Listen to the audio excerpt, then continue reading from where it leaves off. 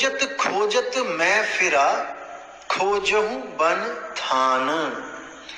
यानी कि मैं खोज खोज के थक चुका था, ढूंढता रहा उसको, लेकिन वो मुझे नहीं मिला।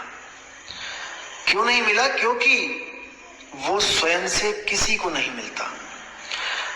जो आत्मा है वो स्वयं से कभी किसी को नहीं मिलती। उस आत्मा का भेद केवल और केवल परमात्मा द्वारा दिया जाता है, और वो परमात्मा एक मनुष्य रूप में आकर हमें ज्ञान देता है, हमें भेद बताता है आत्मा का। दोस्तों, इसको समझना पड़ेगा आपको कि आत्मा और परमात्मा में क्या भेद है, तभी बात बनेगी। जैसे बाबा नानक को बेई नदी पर जो अकाल पुरुष मिले थे, अब सोचने वाली बात है कि परमात्मा का कोई शरीर नहीं है, कोई आदमी या औरत नहीं है, लेकिन फिर भी हम उसको अकाल के साथ पुरुष क्यों बोलते हैं? क्योंकि वो परमात्मा जब भी इस दुनिया में आता है तो एक इंसान के रूप में आता है, एक गुरु के रूप में आता है। और वो क्यों आता है गुरु के रूप में? क्योंकि हम इंसान हैं, हम जानवरों की भाषा नहीं समझ सकते, हम पशु पक्षियों की भाषा नहीं समझ सकते, कीड़े मकोड़ों की भाषा नहीं समझ सकते, इसलिए उसको केवल इंसान रूप में ही आना पड़ता है हमें समझाने के लिए। अगर वो कुत्ता बिल्ली बकरा चींटी मच्छर बन के आएगा, हमारे कान में घूं घूं भी करेगा सारी रात, तब भी हम नहीं समझ पाएंगे वो कहना क्या चाह रहा है। इसलिए वो एक पुरुष रूप में आता है और हमें समझा के वापस चला जाता है। वापस चला जाता का मतलब ये नहीं है कि वो कहीं किसी लोक में चला जाता है, क्योंकि उसका आना जाना कोई ऐसा नहीं होता है, वो गुप्त और प्रकट होता है।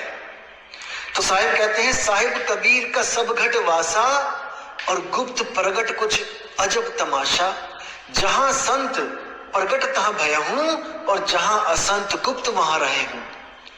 वो प्रकट और गुप्त होता है। आना जाना तो बोलने की भाषा में हम कह देते हैं कि वो आए और वो चले गए। तो क्या कहते हैं वो आगे? अछल अछेद अपेद प्रभ ऐसे भगवान। यानी कि अछल, जिसको कोई छल नहीं सकता।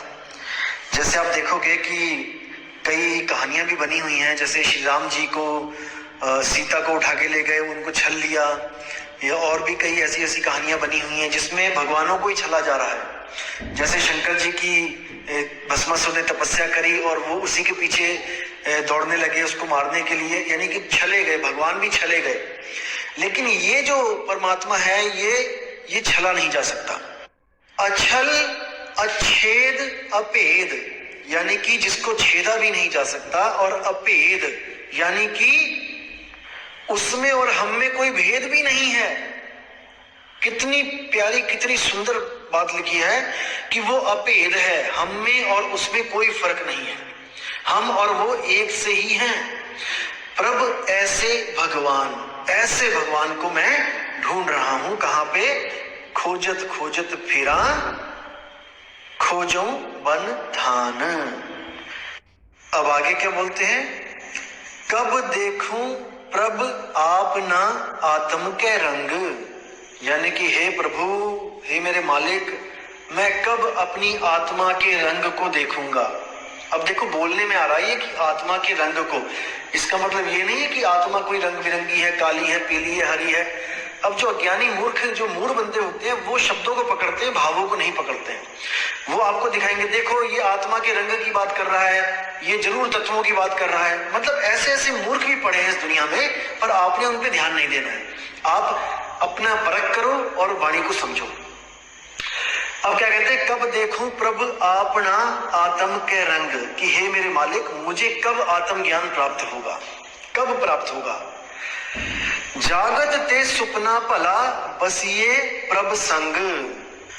तो कहते हैं कि अगर मुझे सपने में भी आत्म ज्ञान हो जाए तो वो सपना इस जीवन से 1000 लाख करोड़ गुना अच्छा है। यानी कि मैं दोबारा जागृत अवस्था में नहीं आना चाहता, मैं इस दुनिया में नहीं आना चाहता। अगर मुझे सपने में भी भगवान मिल जाए तो, सपने में भी आत्म ज्ञान हो जाए तो